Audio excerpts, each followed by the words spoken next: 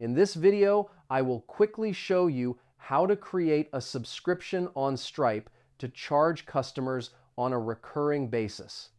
First, go to the Stripe website and sign into your account. Once you are inside, go to the side menu and click Products.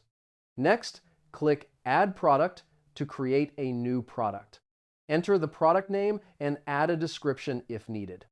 Then set the pricing by choosing a recurring billing option such as monthly or yearly. After that, save the product. Now, go to the customer section and select the customer who will subscribe to the service. Inside the customer profile, click Add Subscription. Choose the product you created and confirm the subscription. After confirmation, Stripe will automatically charge the customer based on the billing period. This makes recurring payments easy to manage. And that's it. Now you know how to create a subscription on Stripe easily. Save this video so you can check it again later if needed.